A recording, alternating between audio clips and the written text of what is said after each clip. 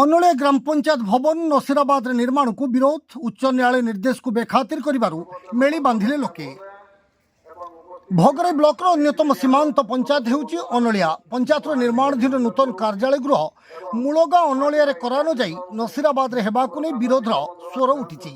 एने गुरुवार संध्यारे शताधिक महिला पुरुष मेली बांधि यार प्रतिवाद करछंती। उच्च न्यायालयर निर्देश को बेखातिर करा जाउछि बोली सेमाने अभियोग आनिछंती। विवरणी प्रकाश 1992 मसीह देवला पंचायत अलग हो नूतन भाव अनोलिया पंचायत गठित होता। यही पंचायत अधीन चर्चित गाँ शंखामेदी अनोलिया नसीराबाद हड़की मानकुंडा नुटुरा निशनपुर खेड़साई चाकुआ और चंपाबणी पाटण रही। प्रथमे अनोलिया 2 लाख टंकार एक पंचायत गृह निर्माण होता जहाँ एवं प्राय भग्न अवस्था। यापर स्थान 17 लाख टंका व्यय राजीव गांधी सेवागृह और 10 लाख टंका व्यय एक जीपी फैसिलिटी सेंटर होता। पंचायत गृह भांगी जीवारु समस्त कागज पत्र और कार्य राजीव गांधी सेवागृह रे एपर्यंत चली आसुअछि। एबे पंचायत मध्य भाग में न 35 लाख टंका व्यय पाख पंचायत देवला ठारू मात्र 20 फुट दूर में यह नूतन गृह निर्माण हेउछि बोली सांबादिक सम्मेलन में अभियोग आनिछंती पंचायतवासी।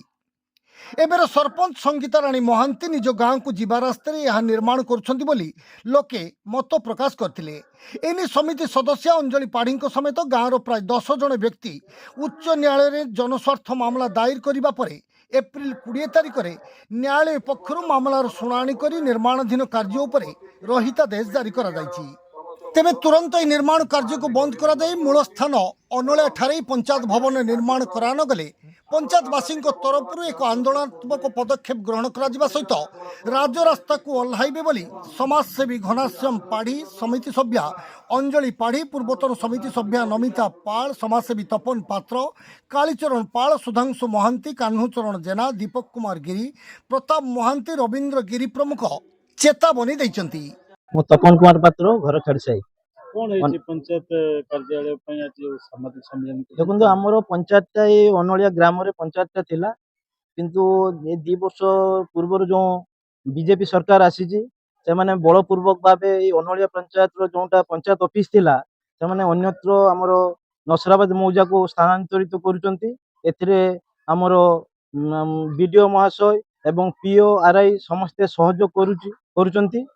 तेणु आमे तीव्र निंदा करुचु जो आम पंचायत ये थिला अनोलिया ग्राम रे थिला से अनोलिया ग्राम रे आम पंचायत थाउ किंतु से सरकारी कलर अपव्यवहार करी अन्याय भाव जो इलिगाल भाव से करुथिले तेणु आम ताकू विरोध करुथुलु। या सत्वे मध्य से जबरदस्ती आमर नसराबाद मौजा रे करले सेति आम माननीय हाईकोर्ट द्वारस्थ होइथिलु एवं माननीय हाईकोर्ट 24/4 रे आम सपक्ष रे माने मत देइचंती जे पंचायत ऑफिस जोंठी थिला सेठी रहिबो एवं जो इलीगल कंस्ट्रक्शन सामाने करूथिले सेटा बंद रखंतु एवं जो 22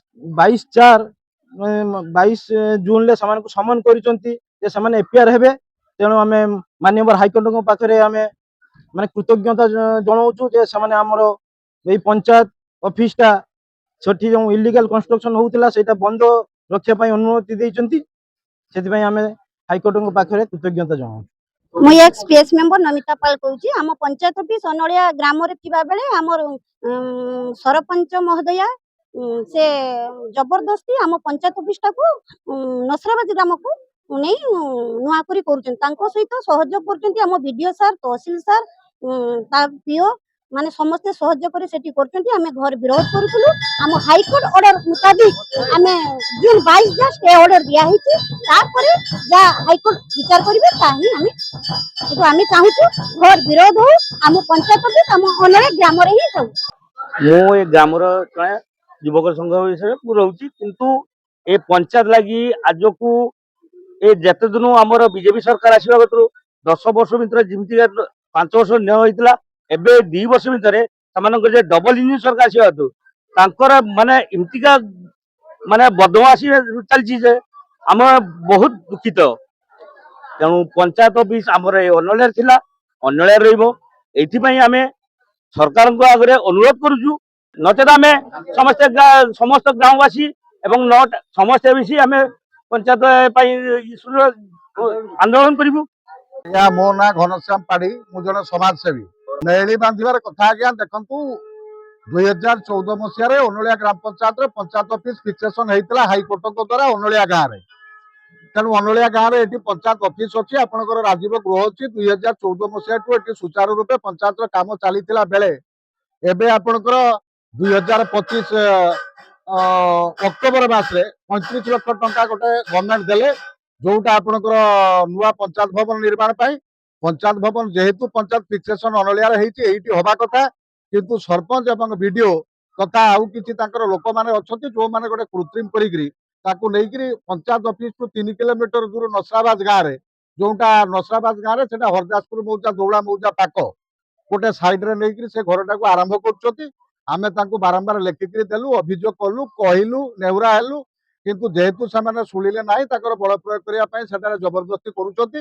ଆମେ ବାଧ୍ୟ ହୋଇ ତାକୁ ବିରୋଧ କରିକିରି ହାଇକୋର୍ଟ କରିଥିଲି ଏବଂ ମାନ୍ୟବର ହାଇକୋର୍ଟ 20/4/26ରେ ତାକୁ କାର୍ଯ୍ୟ ରଦ୍ଦ କଲେ ଏବଂ ହାଇକୋର୍ଟଙ୍କର ଅର୍ଡର ଏମାନଙ୍କ ପାଖରେ ଆମେ ପହଞ୍ଚେଇଲୁ ତଥା କୋର୍ଟ ଆପଣଙ୍କର ବାଇପୋଷ୍ଟ ଜରିଆରେ ପହଞ୍ଚିଲା ପରେ ମଧ୍ୟ ଏମାନେ କିଛି ଲୋକଙ୍କୁ ନେଇ ବର୍ତ୍ତମାନ ସୁଦ୍ଧା ଷ୍ଟେ ଥିଲା ବେଳେ କାମ ସେମାନେ କରୁଛନ୍ତି।